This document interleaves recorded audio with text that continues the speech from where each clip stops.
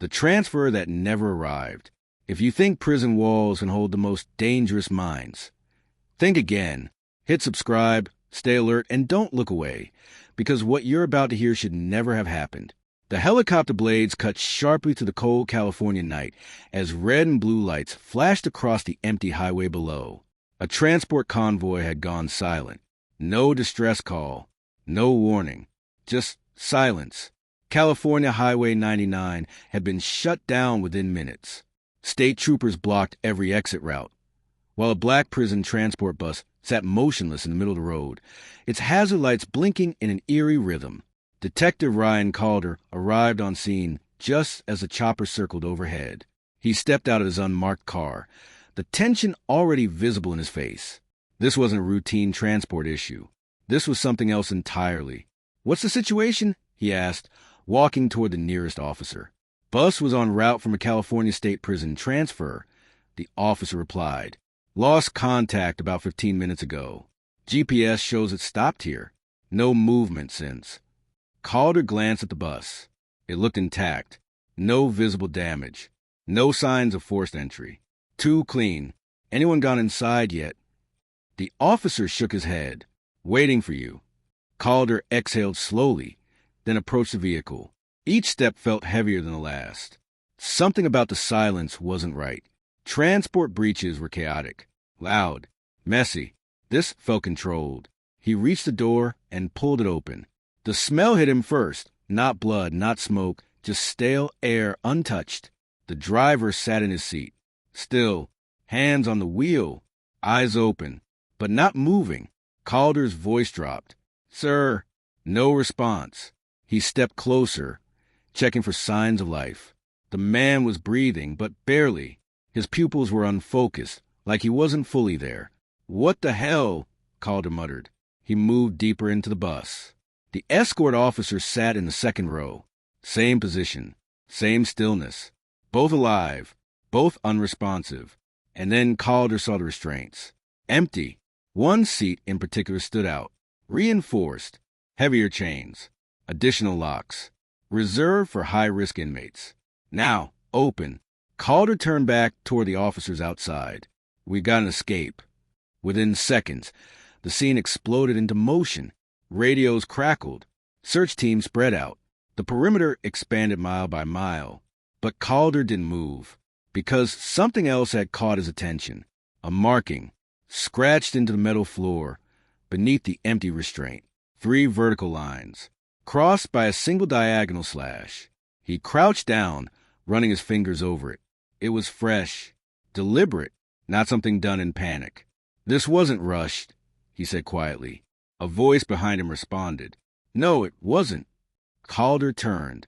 Detective Elena Vasquez stepped onto the bus, her expression already locked in focus. "You saw it too," she said, nodding toward the marking. Calder stood. "You know what it means?" Vasquez shook her head. "Not yet, but I've seen something like it before." Calder's eyes narrowed. "Where?" She hesitated. "Another transfer case," she said finally.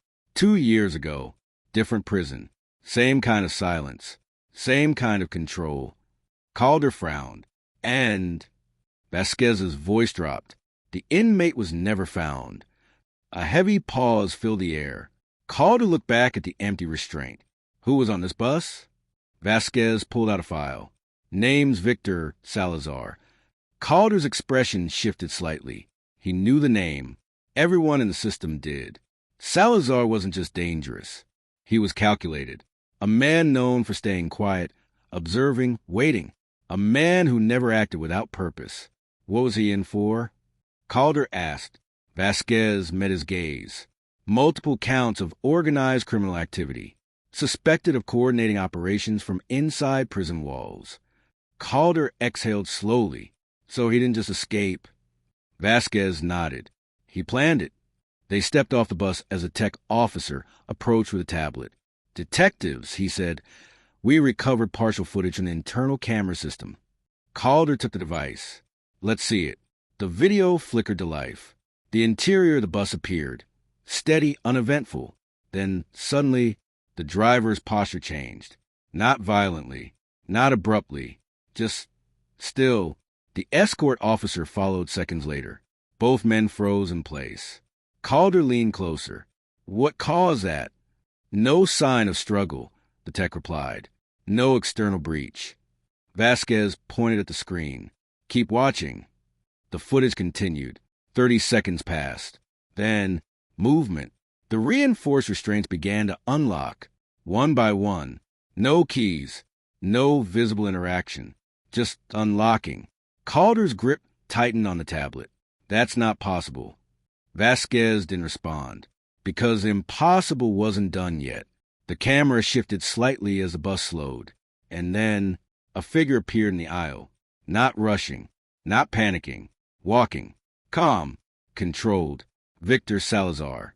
He stepped forward, his eyes scanning the interior briefly before moving toward the front. But as he passed the camera, Calder's breath caught. Because Salazar wasn't alone. Another figure walked behind him. Unfamiliar, unregistered, not restrained, not part of the transport. Just there, Vasquez whispered. Pause it. Calder did. They stared at the screen. The second man's face was partially visible now. Clear enough. Too clear. Run facial recognition. Calder said immediately. The tech nodded, already typing. Seconds passed. Then the result appeared, and the color drained from Vasquez's face. No, she said under her breath. Calder looked at her. What is it? She didn't answer right away. Her eyes were locked on the name. A name that should have been impossible. Daniel Reyes. She said finally. Calder frowned. Who's that? Vasquez swallowed.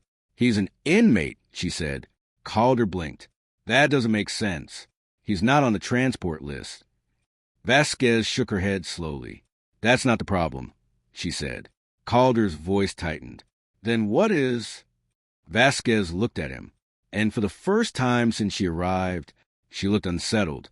Daniel Reyes didn't escape, she said. Calder felt a cold weight settle in his chest. Then where is he? Vasquez's voice dropped to a near whisper. He died 6 months ago. Silence. Heavy. Unshakable. Calder turned back to the screen, to the frozen image of a man who shouldn't exist, walking calmly out of a prison transport, side by side with one of the most dangerous inmates in California. And in that moment, this wasn't just an escape anymore. It was something far worse, because when they enhanced the footage further, they noticed one final detail, something neither of them had seen before.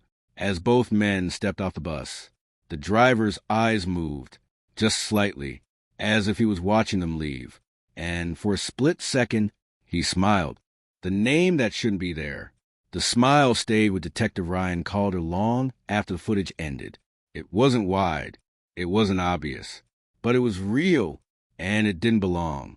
Calder replayed the clip again, slowing it down frame by frame. The driver's eyes shifted, just barely, as Victor Salazar and the second man stepped off the bus. Then, that faint curve at the edge of his mouth. That's not a victim, Calder said quietly. Detective Elena Vasquez folded her arms, her gaze fixed on the screen. No, she replied.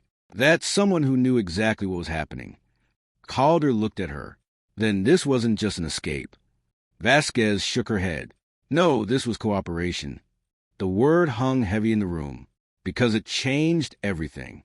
The two officers in the transport weren't overpowered. They weren't caught off guard. They were part of it. Or at least they had become part of it. Run a full background on both officers. Calder ordered. I want everything. Financials, contacts, past assignments. The tech nodded and got to work.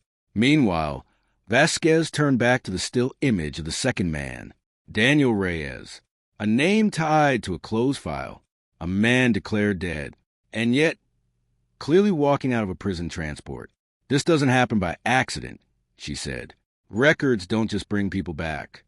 Calder leaned against the desk. Then someone put him back. Vasquez nodded, or never took him out. The idea settled in slowly, like something neither of them wanted to fully accept. Pull his death report, Calder said. No autopsy irregularities. No ongoing investigation. Case closed. Too clean. Show me the incident, Vasquez said. Camera outage. 3 minutes. Calder exhaled sharply. You got to be kidding me. Vasquez didn't react, because she had already connected it. Same pattern, she said. Same window. Calder looked at her. You think this is linked? Vasquez met his gaze. I think this is the same system. A silence followed, because if that was true, then this wasn't just about Victor Salazar escaping. It was about something that had been happening for a long time. Something hidden. Something controlled. Where was Reyes housed? Calder asked. The text scrolled. San Quentin Sector Restricted Block. Vasquez's eyes narrowed. Restricted how? High-risk inmates. Limited access. Enhanced surveillance. Calder pushed off the desk. We need to go there. San Quentin stood cold and imposing against the gray afternoon sky. Inside, the atmosphere felt heavier than usual. Guards moved with quiet awareness, like something had already spread to the walls before the detectives even arrived. Warden Mitchell greeted them with a firm handshake, but his eyes were guarded. You're here about the transport incident, he said. Vasquez nodded. And Daniel Reyes. The name hit. Subtle, but enough.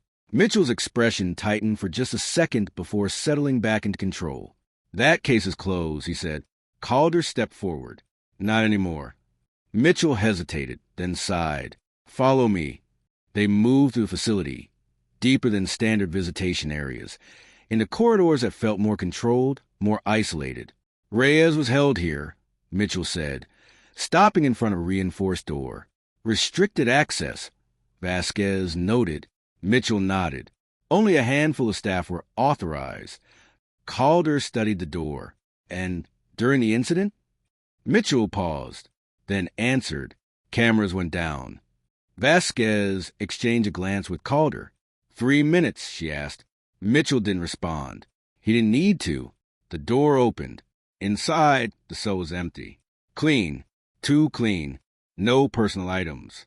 No signs of struggle. Just concrete, steel, and silence. Calder stepped inside slowly, his eyes scanning every inch. Doesn't look like a place someone died, he said. Vasquez crouched near the far wall. There, she said. Calder walked over. Another marking. 3 vertical lines. 1 diagonal slash. But this time, there was more. Faint lines extended outward, barely visible unless you were looking for them. Connected, like a pattern starting to grow. This isn't just a symbol, Vasquez said. It's evolving. Calder frowned. Evolving into what? Vasquez didn't answer immediately. Instead, she stood and turned toward Mitchell. Who had access to this block? She asked. Mitchell hesitated again. Warden, Calder pressed. We don't have time. Mitchell exhaled slowly. A few senior officers, medical staff, and 1 external consultant. Vasquez's eyes sharpened. Consultant? Mitchell nodded reluctantly. Brought in to evaluate inmate behavior patterns. Psychological profiling. Calder's voice dropped. Name. Mitchell looked between them, then said it. Dr. Aaron Keller. The name landed hard, because Vasquez recognized it instantly. He's not just a consultant, she said. He's worked on high-risk behavioral systems across multiple states. Calder frowned. Meaning? Meaning he studies control. Vasquez replied. How systems operate. How people move within them. Calder's expression darkened. And how to break them? Vasquez didn't answer. Because the answer was already there. They left the cell in silence. But something was shifting. The pieces were starting to connect. Reyes, Salazar, the markings, the outages, the cooperation. It wasn't random. It was design. Back at the records office, they pulled Keller's file. But something was wrong. There's barely anything here, the tech said. Work history is fragmented. Contracts, short-term assignments, then gaps. Calder leaned in. Gaps. Months at a time. No location data. No active records. Vasquez's voice dropped. He's not just studying the system. She looked at Calder. He's moving through it. The room went quiet, because that meant Keller wasn't just observing. He was part of it. Find him, Calder said. The tech nodded. running every available search. Seconds stretched. Then, "I've got a hit." Both detectives turned. "Where?" Calder asked. The tech hesitated. "Last known access point, logged earlier today." Vasquez's chest tightened. "Where?" The tech swallowed. "Back at the transport route." Calder's eyes widened slightly. "That's not possible," he said. But before anyone could respond, another alert came through. A new one. Fresh. "Detectives," the tech said slowly. "We've got another situation." Calder stepped forward. "What now?" The tech turned the screen. Live footage. Another transport vehicle. Different route. Different unit. But the same pattern. Driver, still. Escort, unresponsive. And inside the bus, a seat unlocking. Calder felt the realization hit all at once. "This isn't over," he said. Vasquez's voice was quieter. "It's just starting." Because as the camera zoomed in, a figure stood up from the restraint. Calm, controlled, watching the door. And just before the footage cut, another figure stepped into frame, already inside, waiting. And this time, the system that moves them. The third transport didn't feel like an incident. It felt like confirmation. Detective Ryan Calder stared at the live feed, his jaw tight as the image froze on the two figures inside the bus, one rising from the restraints, the other already standing, waiting like he had never been a prisoner to begin with, and behind them, 3 markings. Not random, not symbolic, sequential. "They're counting," Calder said. Detective Elena Vasquez didn't take her eyes off the screen. "No," she replied quietly. "They're tracking progress." The footage cut to black. Silence filled the room. Then Calder moved. "Lock down every route connected to that vehicle," he ordered. "I want aerial coverage, roadblocks, everything." The tech hesitated. "Sir, we've done that before." Calder looked at him. "And we're doing it again." Because this time, they knew what they were looking at. This wasn't a prison break. It was a system in motion. By the time they reached the second transport location, it was already too late. The vehicle sat still, just like the first, doors slightly open. No signs of struggle. No noise. Just that same unnatural quiet. Calder approached slowly, his instincts already telling him what he would find. Inside, the driver, alive, unresponsive, the escort officer, same condition, and the restraints, empty. Vasquez stepped in behind him, her eyes scanning the interior. "There," she said. Calder followed her gaze. Another marking, this time more complex. 3 vertical lines, 3 diagonal slashes crossing them, and beneath it, a faint extension, like the pattern was expanding outward. "They're building something," Calder said. Vasquez shook her head. "Not building." She crouched down, studying the lines. "Mapping." Calder frowned. "Mapping what?" Vasquez looked up at him. "Movement," she said. The word hit harder than expected, because suddenly everything started to align. The outages, the cooperation, the comm exits. "They're not escaping randomly," Calder said slowly. "They're following a path." Vasquez nodded. "A path designed to move them through the system without resistance." Calder's voice tightened. "By who?" Vasquez didn't answer immediately, because there was only one name that made sense. Dr. Aaron Keller, back at San Quentin. They didn't wait for permission this time. Warden Mitchell tried to stop them, but Calder pushed past. "We need Keller's full access logs," he said. "Every facility, every system he touched." Mitchell hesitated. "Those records are restricted." "Not anymore." Vasquez cut in. Mitchell looked at them both. Then, slowly, he nodded. Minutes later, the data loaded, and what it revealed changed everything. Keller had accessed multiple facilities over the past 2 years, always briefly, always under the same role, consultant, analyst, behavioral expert. But every visit had one thing in common: a disruption, minor, contained, easily dismissed, camera outages, unlogged movements, short gaps in the system. Reeves, who had just joined them in the room, leaned forward. "He's been testing it." Vasquez nodded. learning it. Calder's voice dropped, perfecting it. The realization spread through the room like a shockwave.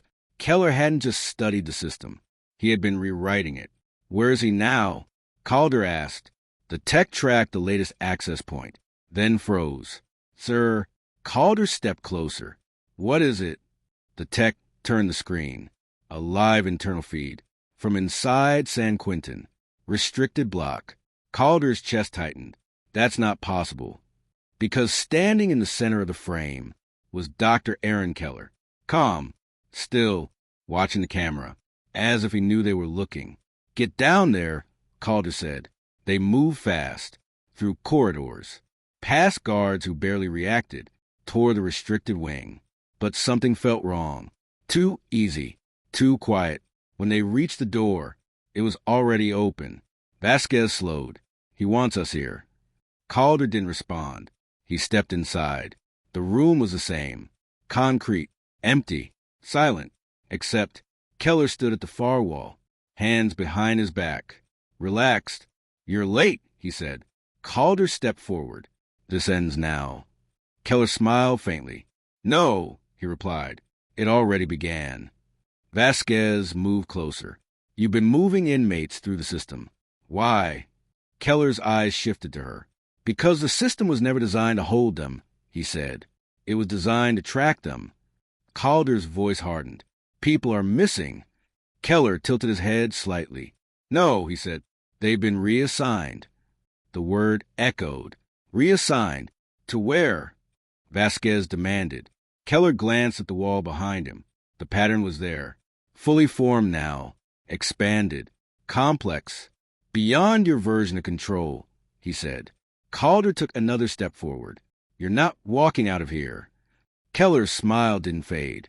I'm not walking, he said. He stepped backward, right into the wall. And for a fraction of a second, he disappeared. Not hidden, not gone, just unregistered. Vasquez moved instantly. Stop. But there was nothing to stop. The wall remained solid. Unchanged. Keller was gone. Calder slammed his hand against the concrete. No, that's not possible. But it was, because they had seen it before. The pattern, the timing, the movement. Weeks later, the official report labeled it a containment failure. No mention of Keller. No mention of the markings. No explanation. Just silence. But Calder and Vasquez knew the truth. They had seen the system, followed it, and failed to stop it. 3 months later, another report surfaced. Different state. Same conditions. Transport breach. Unresponsive officers. Empty restraints. And carved into the metal wall. 4 markings. The pattern had grown again. Vasquez stared at the image, her voice barely above a whisper. It's still moving. Calder nodded slowly, because now they understood. This wasn't a single operation. It was a network, a path, one that could be rebuilt anywhere. And somewhere out there, Keller was still guiding it, still refining it, still moving the most dangerous inmates through a system that no longer belonged to anyone else. If you think the story was intense, you're not ready for the next one, because some prisons don't just lose inmates. They lose control entirely.